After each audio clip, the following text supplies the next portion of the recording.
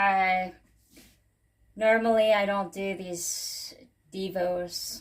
I read this earlier this morning and I wanted to share with you since it applies to a lot of what's happening in our environment, our government, the debates were on yesterday.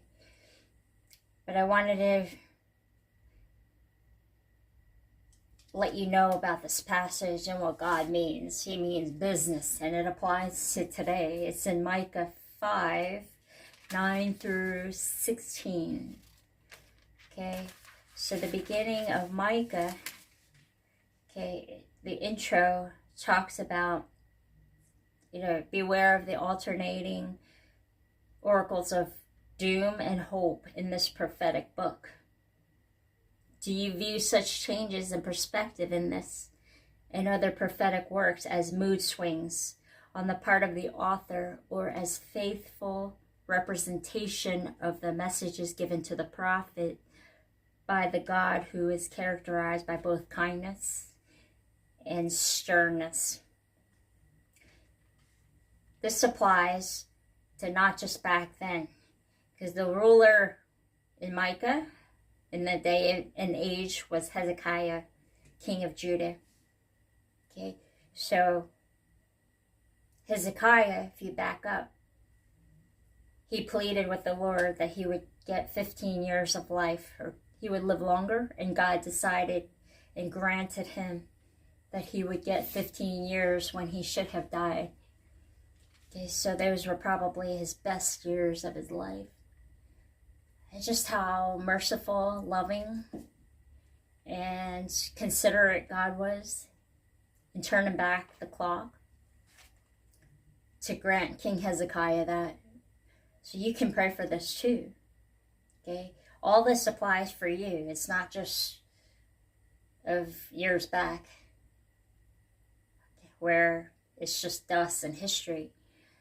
So we can take hold of this. I want to read to you, and I'll put it up, the Micah 5, 9 through 16. The heading is deliverance and destruction. Your hand will be lifted up in triumph over your enemies, and all your foes will be destroyed. In that day, declares the Lord, I will destroy your horses from among you and demolish your chariots. Okay. Israel was in bondage in Egypt rather. Okay, says in verse 11, I will destroy the cities of your land. Ouch. And tear down all your strongholds. It doesn't say some, it says all. I will destroy your witchcraft, and you will no longer cast spells. I will destroy your carved images and your sacred stones from among you. You will no longer bow down to the work of your hands. I will uproot from among you your Asherah poles and demolish your cities. I will take vengeance and anger and wrath upon that have not obeyed me, upon the nations that have not obeyed me. So that's some serious physical repercussions. I mean, we're coming into past Pentecost, and look at our nations. Look at the witchcraft, and witchcraft is rebellion against God. I mean, we all have a stem of selfishness. We want to do what we want to do, especially with our time. And especially not giving God our first fruits of our time in the morning, I would say, even if we have to get up a little earlier. So I've been changing that a bit. It's still hard though, but it's an idol, our time, because we can do whatever we want. I think a lot of us face that, this witchcraft.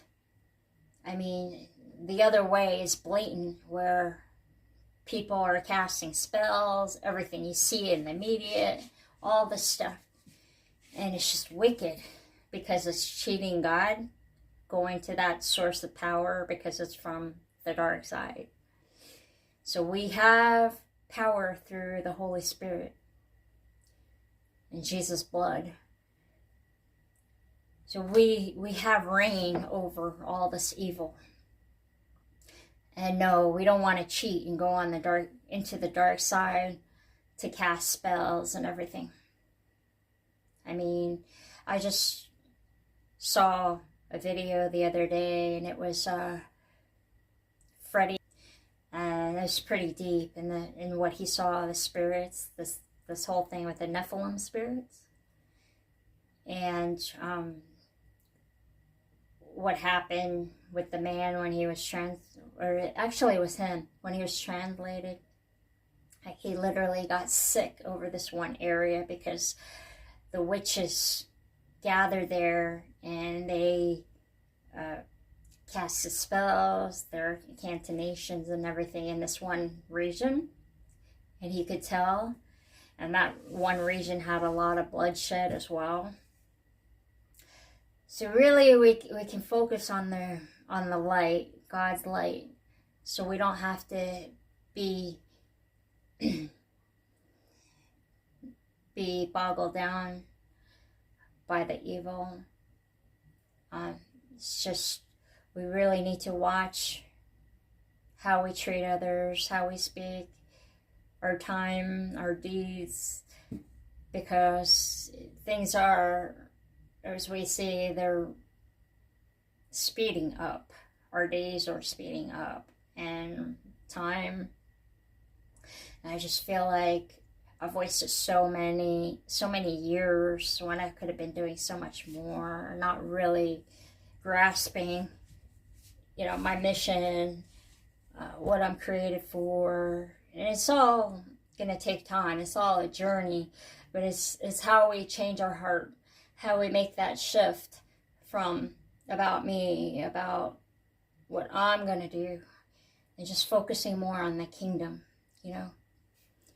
So I hope you can delve into Micah and learn more on the chapters. So the next chapter is the Lord's case against Israel. There's a lot going on with Israel right now. And so it's great to stand for Israel, fund Israel if you can, to keep praying for them. Okay, God has a special place for Israel. Okay, the one after that is Israel's misery, chapter 7. Israel will rise. That's going to be a great chapter to look into, because that's going to apply also for us. So people might say, oh, well, the Bible's not that political. Well, yeah, it talks a lot about the nations and the Middle East. So we can really get some warnings, instruction on what to do.